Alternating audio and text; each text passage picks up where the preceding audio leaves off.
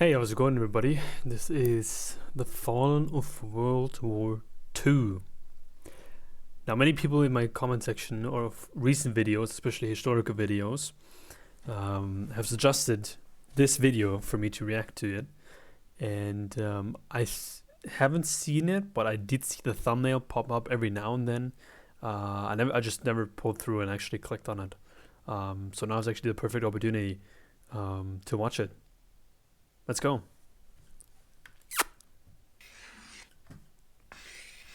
The average lifespan of an American is 80 years. And an 80-year-old today was 10 when World War II ended. Yep. 4 when it began.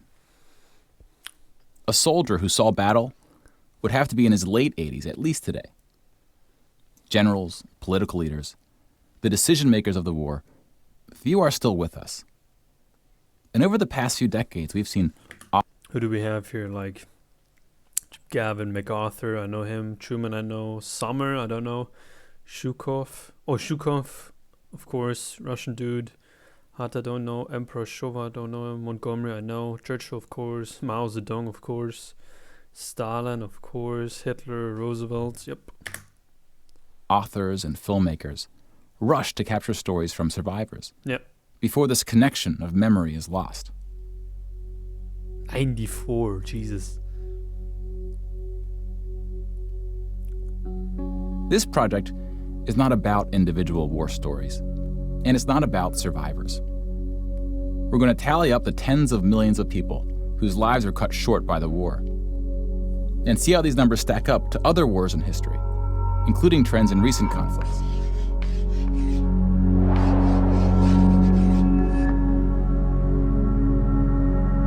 We'll be counting soldiers and civilians separately. Each of these figures represents 1,000. I can already tell that the whole production value of this is really high. 1,000 people who died. Civilians were of all walks of life, whereas military deaths were almost entirely men. The average age was about 23. Wow, 23. In most battles, for every 1,000 soldiers killed, there are more than 1,000 who are injured. The word casualty can be confusing because in military speak, it often includes both deaths and injuries, and anything else that takes a soldier out of service. Here, we're just counting the deaths, and we'll begin with American soldiers.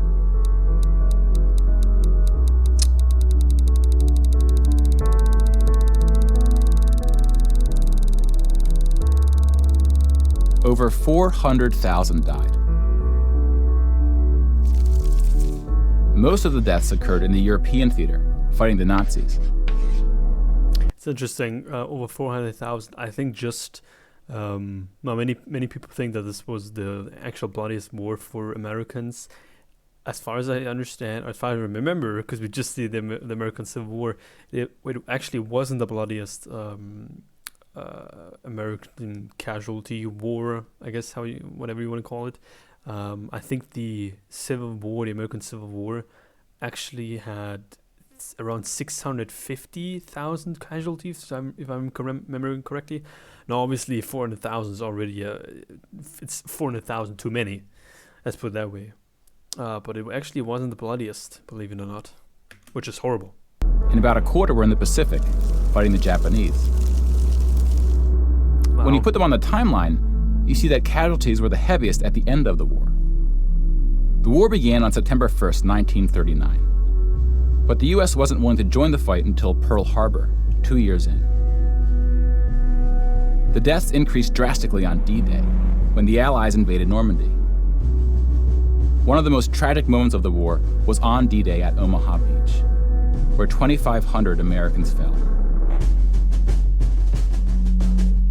So about the same number of US soldiers died on this single beach landing as the entire 13 years of the recent war in Afghanistan.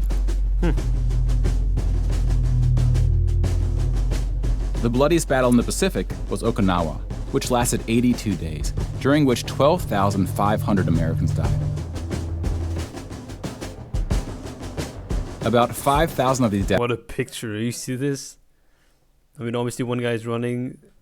This guy looks like, the guy in the center, it almost looks like he has a smile on his face. But I mean, what else can you do if shit's blowing up like that right behind you? Deaths were at sea from kamikaze attacks. Now let's look at some other countries, starting with Europe.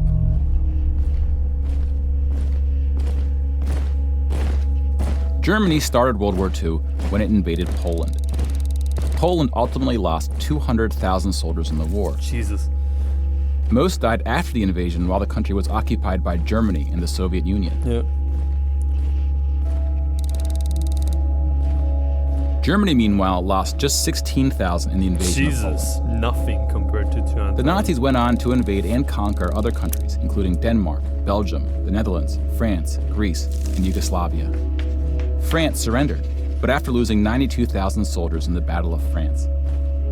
Over 200,000 ultimately fell, which includes deaths in POW camps, French colonies, and other fighting. Yugoslavia suffered almost 500,000 military deaths. Wow. The initial invasion brought relatively few casualties on both sides. But the deaths mounted under Nazi occupation due to guerrilla fighting, civil conflict, and mass executions. The Nazi invasions were swift, with relatively few German losses. Even the Nazi commanders expressed surprise at their success. Yeah. You know, don't get me wrong, the whole, Germany's known for the whole blitzkrieg throughout, World War II history. But I mean, that was the first time they really did it. Don't think that that they were 100% sure that this was even gonna work. I mean, even German soldiers, they took some amphetamines, some meth, basically, Panzerschokolade, Pervitin, to get through that shit. And then we have the United Kingdom and the United States, who were not invaded. Even they were surprised, that's all I'm saying. Took the fight to the Nazis. Britain lost about the same number of soldiers as the US, which includes the British colonies. Germany lost about 500,000 soldiers fighting the US and Britain in what is known as the Western Front, which took place in France and Belgium.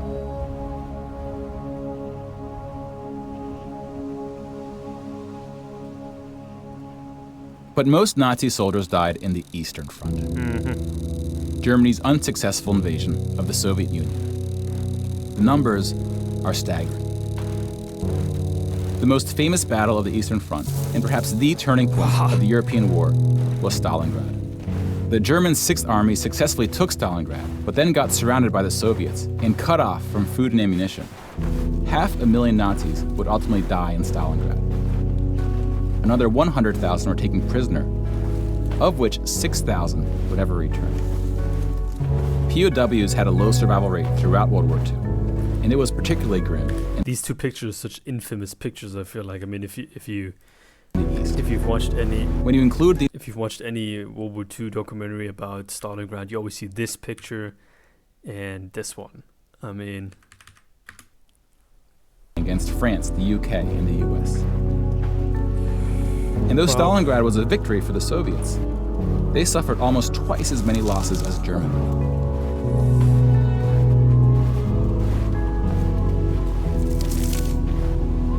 The Soviet Union would eventually defeat the once unstoppable German army, killing 2.3 million Nazi soldiers. But winning the war came at a cost. It just keeps going.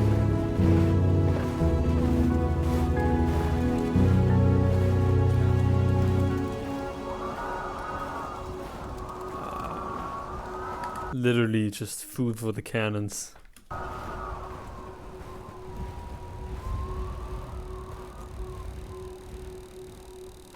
That is...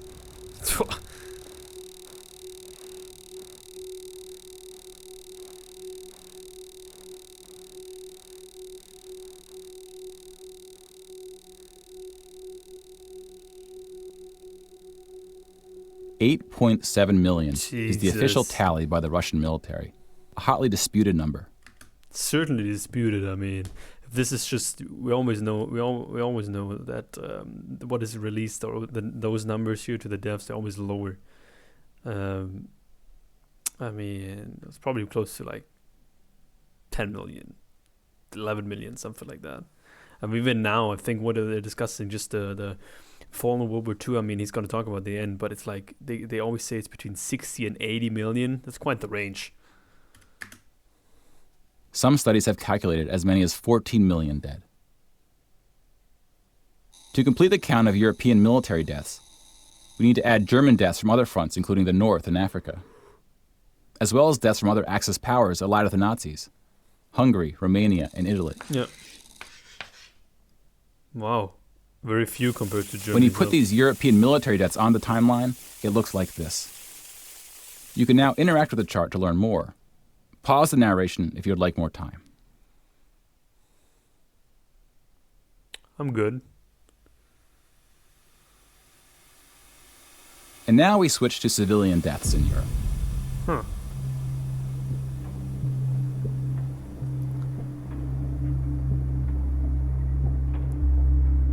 Six million Jewish people were killed in the Holocaust.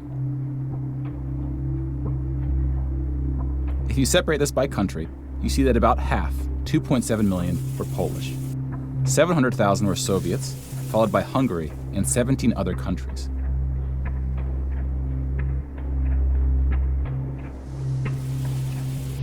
Broken down another way, about half of the 6 million were killed in the concentration camps.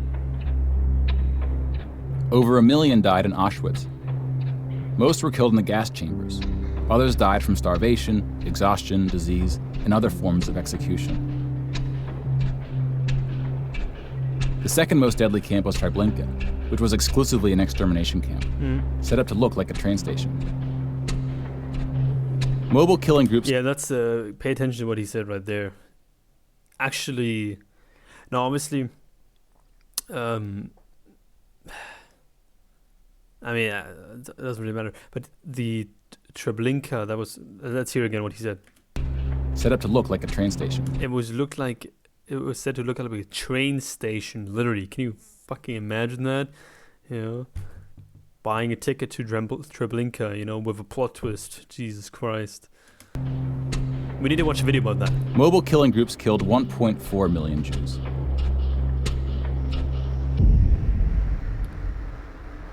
Like with the gas chambers, men were killed first to reduce the risk of revolt.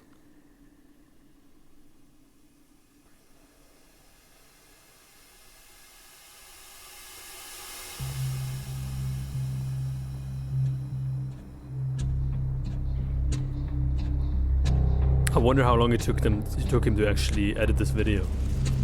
I have no idea how he actually made this. The Holocaust also includes non-Jewish deaths. Between 130,000 to 500,000 Roma, then called Gypsies, were killed. The numbers are disputed. About 250,000 people with disabilities were killed. Homosexuals, Catholics, and other groups were also exterminated, but their numbers were relatively small. Some historians say that other civilian deaths should go under the label of Holocaust. About 2 million non-Jewish Poles were killed under German occupation, some of which were sent to the gas chambers at Auschwitz.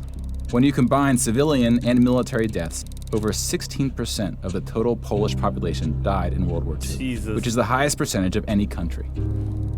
But not the highest in total death count. The Soviet Union again tops that list, losing at least as many civilians as it did soldiers, somewhere between 10 and 20 million. A particularly dark moment for the Soviet Union was the siege of Leningrad, now St. Petersburg. German forces surrounded Leningrad before civilians could be evacuated. Supplies, including food, were cut off for 2.5 years. 1.5 million people died as a result, mostly from starvation, mostly civilians. It's horrible. Stalin's cruelty towards his own people is partly responsible for these numbers. He often didn't allow civilians to evacuate from cities, thinking it would cause the soldiers protecting them to fight harder. About 1 million Soviets died in Stalin's own labor camps, called the Gulag. Just about every country suffered civilian losses, especially countries who were invaded. The whole Gulag thing, in German, in case you're interested, since I'm from Germany, you actually learn a lot about the concentration camps here in Germany, and in school in history class, and you actually every single class, every single year, I think in grade 10 is it's almost mandatory, I believe, to visit a concentration camp, and also the memorial in Berlin for the Jews. Now, there's not much taught about the gulags in German history class, or about what Russians did to their own people as well in general. That is very much looked over and just passed to the side. We're not going to talk about that. While many died as a result of so-called collateral damage, the biggest numbers occurred when it was no accident. Civilians were exterminated, purposely fired upon or bombed, used as human shields, or intentionally deprived of food. The intentional killing of civilians was done by most warring parties, including the United Kingdom and the United States. The United Kingdom was spared of a land invasion, but still lost 60,000 civilians, largely from German air raids or blitzes, often directed at civilian population centers.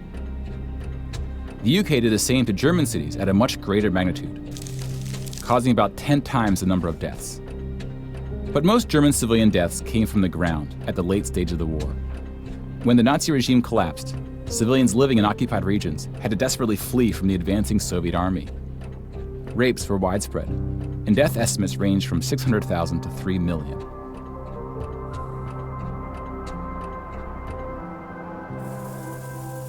Let's step back and see where we are with the totals. We just counted about 20 million civilian deaths in Europe. If you add this to the European military deaths we already covered, it brings us to over 41 million. Now that's just Europe. Then we have the Asian theater. Yeah. Here we see the vast majority of military deaths in Asia came from China and Japan. Oops. On the civilian side, about 6 million deaths from China, Indonesia, Korea, Indochina, and the Philippines can be attributed to Japanese war crimes, which are sometimes compared to the Nazi atrocities due to the sheer scale of the cruelty. China had the second highest death count after the Soviet Union. And like the Soviets, the Chinese government demonstrated a stunning willingness to sacrifice its own people. Chinese nationalists opened the dike at the Yellow River, hoping the flood would halt the Japanese advance. 500,000 Chinese civilians or more were killed. Which is 2 or 3 times the number who died in all countries in the 2004 Asian tsunamis. Yellow River flood. I've never heard of that. But the invasion of China only cost Japan 200,000 soldiers. Most were killed fighting the US and allies in the Pacific War. A significant portion of Japanese civilian deaths were caused by American firebombing and the 2 nuclear attacks. Contrary to official US statements, these airstrikes were directed at civilian populations, not military targets.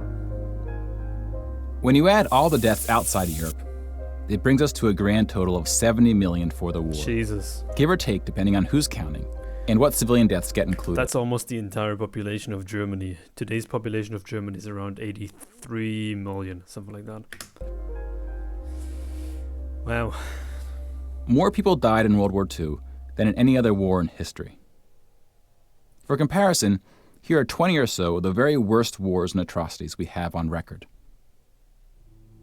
Some of these are more of atrocities. We have Stalin killed 20 million of his own people. Mao Zedong, World War I, 15. World War I is supposed to be the Great War, the war to end all wars. Russian Civil War, 9 million. Wow. Taiping Rebellion, I don't know what that is about. British India, okay. Fall of Ming Dynasty. Atrocities than wars, but we've seen how that distinction can get blurry. Some of these spanned across centuries. World War II had the highest body count, and it all happened in just 6 years. Yeah. The world's population has grown significantly since the earliest atrocities on this list. Yes. If you want to compare them in terms of what percentage of the world died, we can adjust the chart to look like this. This rough approximation tells us there may have been more devastating wars before World War II, proportionally speaking.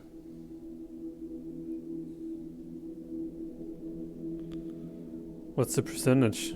I want to see the percentage. Aww.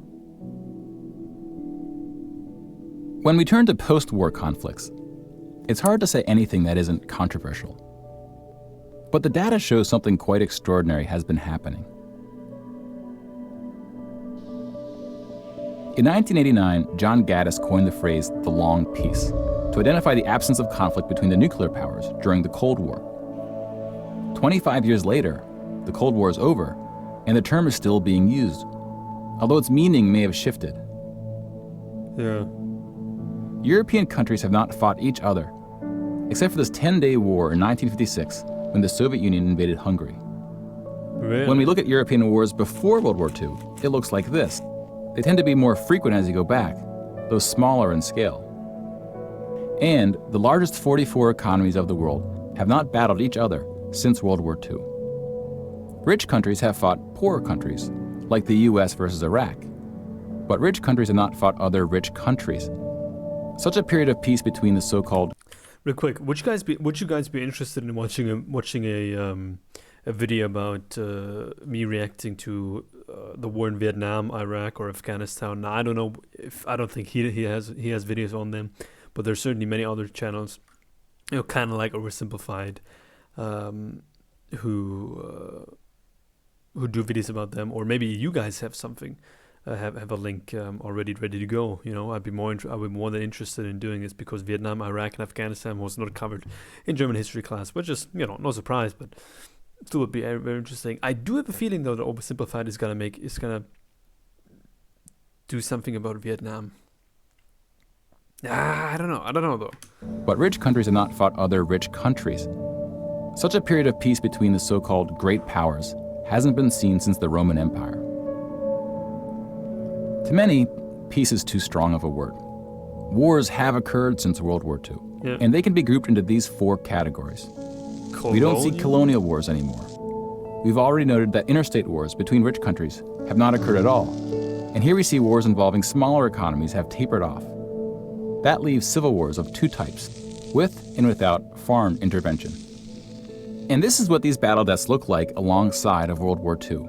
More people died fighting in World War II than in all the wars since. And again, we can't forget about world population, which has almost tripled since World War II. Yeah. If we scale these numbers to show deaths in proportion to world population, showing the likelihood that a person on Earth dies in battle, the downward trend becomes even more pronounced. Now, this isn't to infer anything about why this trend is occurring. That's a discussion for another day. You can now interact with this chart to explore what conflicts are behind the totals. Now, bear in mind, we're just looking at battle deaths here, not civilian deaths, but those too are in decline. All right. Die in wars that never happened. We give such importance to the word peace, but we don't tend to notice it when it occurs or report on it. Sometimes it takes reminding ourselves of how terrible war once was to see the peace that has been growing around us. Of course, this trend may not continue, and it's not clear how looking at these charts can help us make the right decisions to ensure that it does. Oh my god. But the longer the long peace grows, the more significant it becomes. Oh my god. So if watching the news doesn't make us feel hopeful about where things are heading, it's actually moving, watching the numbers might.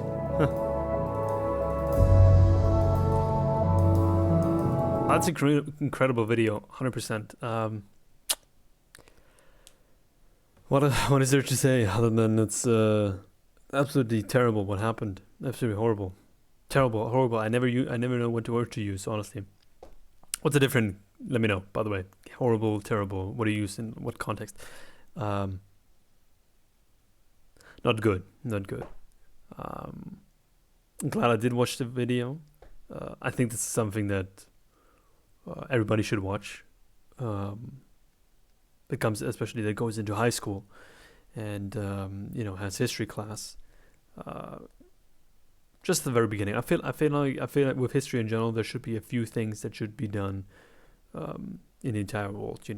Video like that be shown to just everyone, so they have just a slight idea of what happened. Because most people have no clue whatsoever. I mean, most people don't even know when World War II was.